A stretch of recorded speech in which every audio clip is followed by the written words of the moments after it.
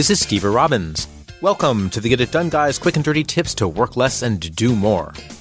I'm so popular. A few weeks ago, I got a call from a woman proudly representing a $6 billion company. She mentioned that twice. Let's call her Jamie Summers. They had a CEO conference and they wanted me to come speak for the low, low price of no money at all. I would get exposure. Yay! I just love exposure. No, I don't. In fact, I hate exposure. Well, not really. But the last time I checked, my bank doesn't take exposure for my mortgage payment. Even so, this woman, working for a $6 billion company, wants my work for nothing. Some would say that Jamie is just an exploitative hack who doesn't want to pay. Other people would want to yell and scream at her. They would want to call her an exploitative hack directly to her face. Fortunately, you and I are above all that. We wouldn't even think it. But yet, we would want to respond. We would want to understand why what she's doing is wrong and help her understand it too. And we would want this young woman to stop and think about the ethics of what she's doing. Failing that, we would at least want her to feel like crap every single time she looks in the mirror for the rest of her life.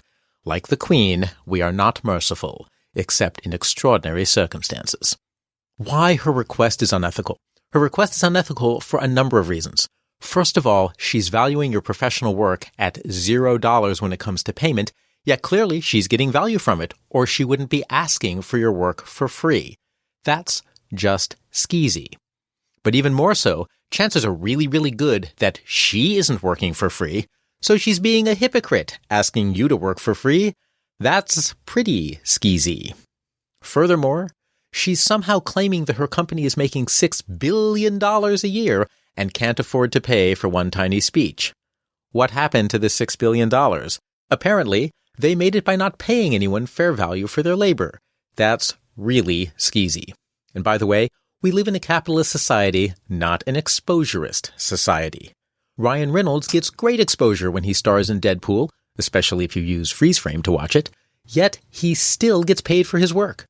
It was career-making exposure for Jennifer Lawrence to star in Hunger Games, yet she was still paid for her work. Why? Because it's her freaking job, and in our economy, when people do a job, they get paid. Otherwise, it's just skeezy. Skeezy, skeezy, skeezy. Who's taking the risk? When someone asks you to work for exposure, the most heinous thing is that it puts the guaranteed work on you and gives you only an uncertain and highly unreliable reward. They, meanwhile, have almost no risk and get all of the upside if your work turns out to be high quality. I'm taking the time to come speak for Jamie. I'm giving my work away for free. That's a guaranteed 100% downside for me in time and cost, not to mention the actual value of my material. My upside is this wonderful, ephemeral exposure. It's like a unicorn without the rainbows. Jamie, the $6 billion woman, has asked me to provide known high-quality work. She has ample evidence that I'll deliver, proven by tens of millions of podcast downloads, packed auditoriums for speaking engagements, webinar attendance records, and paid books and articles. She's taking no risk, and she gets a guaranteed upside. My presence will help her conference become a great success, and frankly, will make her look like a star. And if the exposure turns out to be not very valuable for me, well, too bad for me. It's no skin off her bionic back. But exposure can be measured. We can use surveys, click-throughs, repeat visits, lambs sacrificed, all kinds of measurements. But Jamie is offering exposure without measurement. Indeed, if she measured the value of her exposure, she might find out it's worthless. Then she'd have to face the fact that she's an exploitative hack. The fear of this knowledge keeps her from even thinking about measurement. But we, you and I, we're fearless. We can structure a deal that lets each of us bet on the value of what we promise. If we both do what we claim, everybody wins. But if one of us falls short, they're the ones who takes the fall based on their own performance. Don't get mad. Make a counterproposal. To respond to the exploitative hacks of the world, don't say no.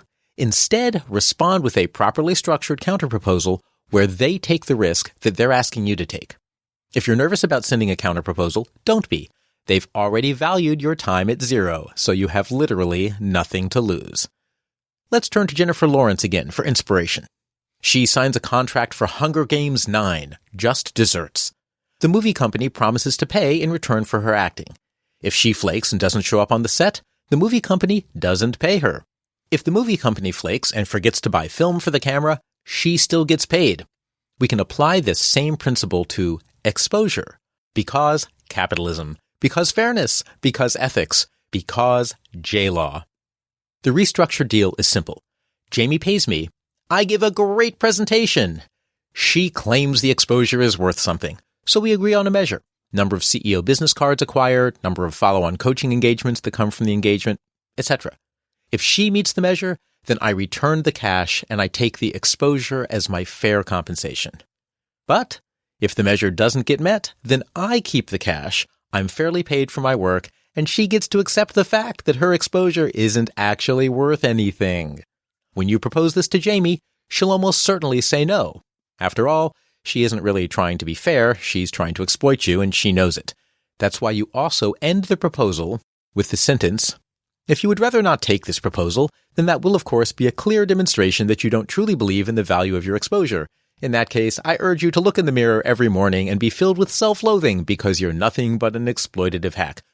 No. Just joking, you don't really end the proposal that way. What you really say is, "In that case, I urge you to reconsider making this offer to others in the future, because you would never, ever want to be as crass as she is." If you'd like a copy of an actual, civil, nicely written letter that lays out this counterproposal, suitable for using as a template for you, just visit getitdoneguy.com/exposure. Please, use it to your heart's content, tell your friends, give it to the artists, the musicians, everyone you know who gets constantly hounded for free work in exchange for exposure. We need to stop this trend of asking people to work for free. If it's work worth using, it's work worth paying for. And if my rant about this isn't enough, check out science fiction writer Harlan Ellison's rant on the topic of pay the writer. It's a hoot, and there's a link at getitdoneguy.com/exposure. Next time you get a request for free work, don't say yes. Don't say no. Make a counterproposal that makes each party responsible for delivering on their half of the promise. This is Steve Robbins. Follow Get It Done Guy on Twitter and Facebook. I run webinars to help people build extraordinary careers. If you want to know more and you want to create your extraordinary career, visit steverobbins.com, STEVERROBBINS.com. Work less, do more, and have a great life.